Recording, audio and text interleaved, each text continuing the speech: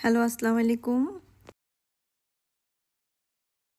আজকে খুব ঝটপট কোনো রকম ঝামেলা ছাড়াই একটা হালুয়া তৈরি করে নিব। হালুয়ার জন্য আমি এখানে রুম টেম্পারেচারে থাকা কয়েকটি ডিম নিয়ে নিলাম।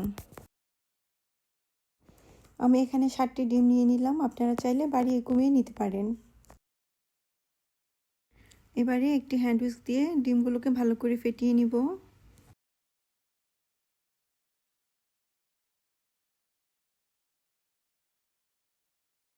ডিমগুলো ফেটানো হয়ে যাওয়ার পর আমি এখানে একটি কাপের মধ্যে 1 কাপ দুধ এবং কিছু জাফরান দিয়ে ভিজিয়ে রেখেছিলাম, সেটাই ঢেলে দিলাম। সেই সাথে দিয়ে দিলাম হাফ কাপের মতো চিনি। আমার জন্য এখানে হাফ কাপ মনে হয়েছে ঠিক ছিল, আপনারা চাইলে আরেকটু বাড়িয়ে কমিয়ে দিতে পারেন। এবারে সব ইনগ্রিডিয়েন্ট ভালো করে মিক্স করে নিব। মিক্স করা হয়ে গেলে আমাদের সব কাজ শেষ, এবার শুধু রান্না করার পালা। রান্না করার জন্য একটি ফ্রাই প্যান গরম করে আমি এতে 1 কাপের 4 ভাগের 1 ভাগ ঘি দিয়ে দিব।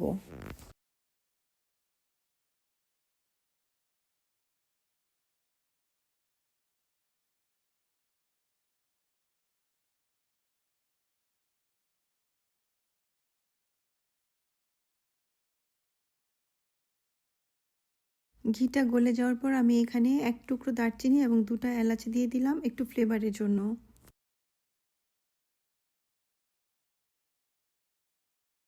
এবার আমি মিক্স করে রাখা ডিম, দুধ এবং চিনির মিক্সচারটা দিয়ে দিলাম গরম ঘিয়ের মধ্যে, দিয়ে ভালো করে নেড়ে চেড়ে নিব। আমি এখানে একটা হ্যান্ড হুইস্ক ইউজ করছি। এ সময় কোনোভাবেই নাড়াচাড়া থামানো যাবে না। নাড়তে নাড়তে এক সময় দেখা যাবে ডিমের মধ্যে এমন দানাদার ভাব চলে এসেছে।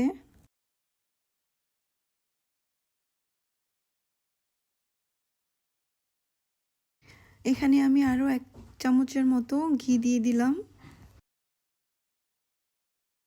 ঘিটা দিয়ে আমি আবার ভালো করে নেড়ে সবকিছু ভালোভাবে মিক্স করে নিব।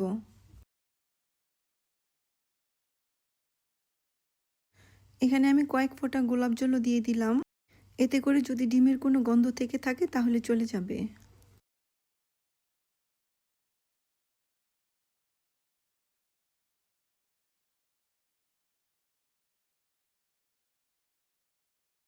কয়েক ফোঁটা ফুড কালার দিয়ে দিলাম, এটা অপশনাল।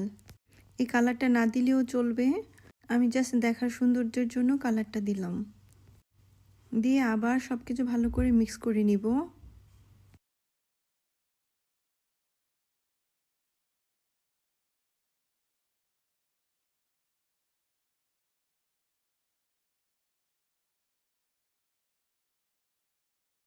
রান্না করতে করতে যখন এমন পানিগুলো শুকিয়ে যাবে তখন বাদাম এবং কিশমিশ দিয়ে দিলাম। আমার কাছে মনে হলো মিষ্টিটা একটু কম হয়েছে, তাই আমি আরও 1 চামচ চিনি দিয়ে দিলাম। বাস মোটামুটি আমাদের ডিমের হালুয়া তৈরি। নামিয়ে নেওয়ার আগে আমি এখানে 2 টেবিল চামচের মতো গুঁড়ো দুধ দিয়ে দিলাম, এতে করে ফ্লেভারটা অনেক ভালো আসবে। আমার রান্নাটি যদি ভালো লাগে এবং সহজ মনে হয় তাহলে একটি লাইক করে দিবেন, সেই সাথে আমার চ্যানেলটিকে সাবস্ক্রাইব করে শেয়ার করে দিবেন। সময় নিয়ে আমার রান্নাটি দেখার জন্য সবাইকে ধন্যবাদ।